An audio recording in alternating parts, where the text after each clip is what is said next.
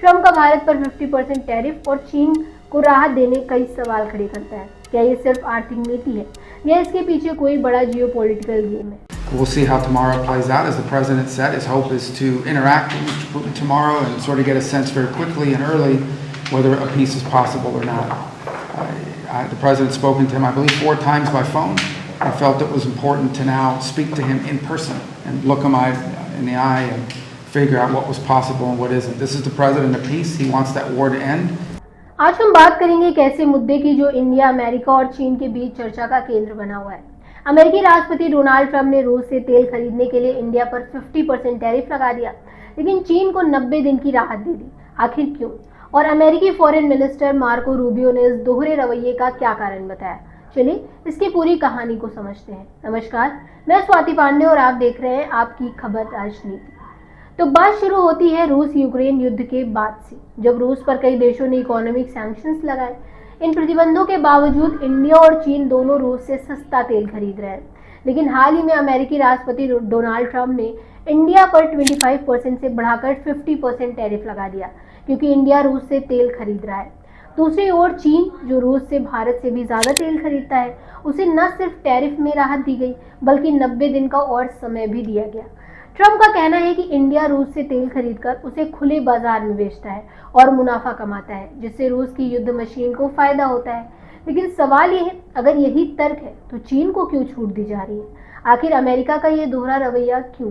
इस सवाल का जवाब देने के लिए अमेरिकी विदेश मंत्री मार्को रूबियो सामने आए। 17 अगस्त 2025 को बात करते हुए मार्को रूबियो ने इस नीति को समझाने की कोशिश की है। उनका कहना था कि चीन रूस से जो तेल खरीदता है उसे रिफाइन करके वैश्विक बाजार में बेचता है। अगर चीन पर सेकेंडरी टैरिफ लगाया गया तो ग्लोबल ऑयल की कीमतें बढ़ जाएंगी, क्योंकि दुनिया के कई देश इस तेल पर निर्भर है। रूबियो के मुताबिक इससे न सिर्फ कॉमन कंज्यूमर्स को नुकसान होगा, बल्कि यूरोपीय देश भी नाराज होंगे, जो पहले ही 100% टैरिफ के प्रस्ताव के अगेंस्ट है। लेकिन ये तर्क इंडिया के साथ क्यों लागू नहीं होता? इंडिया भी रूस से तेल खरीदकर अपनी एनर्जी नीड्स को पूरा करता है और अपनी इकोनॉमी को स्टेबल रखता है। फिर इंडिया पर 50% टैरिफ क्यों? क्या ये सिर्फ आर्थिक नीति है या इसके पीछे कोई और जियोपॉलिटिकल गेम चल रहा है? कई लोग मानते हैं कि अमेरिका इंडिया को रूस से दूरी बनाने के लिए दबाव डाल रहा है, जबकि चीन के साथ उसका रवैया नर्म है। ये पहली बार नहीं है जब अमेरिका ने भारत के साथ सख्ती और चीन के साथ नरमी दिखाई है। ट्रंप ने पहले भी भारत पर हाई टैरिफ की धमकी दी थी और अब इसे 25% से बढ़ाकर 50% कर दिया गया। इसका सीधा असर इंडिया की इकोनॉमी पर पड़ सकता है। ऑयल इंपोर्ट महंगा होने से इंडिया में ईंधन की कीमतें बढ़ सकती हैं, जिसका बोझ आम जनता पर पड़ेगा। साथ ही इंडिया अमेरिका व्यापार संबंधों में भी तनाव बढ़ सकता है। वहीं चीन को राहत देने का फैसला कई सवाल खड़े करता है। सोशल मीडिया पर लोग इसे अमेरिका का डबल स्टैंडर्ड बता रहे हैं। कुछ का कहना है कि अमेरिका चीन को इसलिए छूट दे रहा है क्योंकि वो ग्लोबल इकोनॉमी में उसकी बड़ी भूमिका को नजरअंदाज नहीं कर सकता। लेकिन इंडिया के साथ ऐसा क्यों नहीं? क्या भारत को कमजोर साझेदार समझा जा रहा है या ये अमेरिका की रणनीति है भारत को रूस से दूर करने की?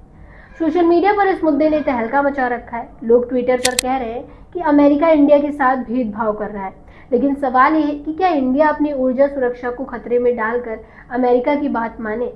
इस कंट्रोवर्सी ने इंडिया में भी बहस छेड़ दी है। कुछ लोग इसे ट्रंप की इंडिया विरोधी नीति बता रहे हैं, तो कुछ इसे ग्लोबल जियोपॉलिटिक्स का हिस्सा मानते हैं। लेकिन एक बात साफ है, ये मुद्दा सिर्फ तेल और टैरिफ का नहीं, बल्कि भारत की सॉवरेनिटी और आर्थिक हितों का भी है। तो ये था रूस से तेल खरीदने पर भारत और चीन के प्रति अमेरिका के दोहरे रवैये की पूरी कहानी। ट्रंप का भारत पर 50% टैरिफ और चीन को राहत देने कई सवाल खड़े करता है। क्या ये सिर्फ आर्थिक नीति है या इसके पीछे कोई बड़ा जियोपॉलिटिकल गेम है? भारत को अब अपनी रणनीति पर सोचने की जरूरत है, न सिर्फ तेल आयात को लेकर, बल्कि ग्लोबल प्लेटफॉर्म पर भी अपने सिचुएशन को मजबूत करने के लिए।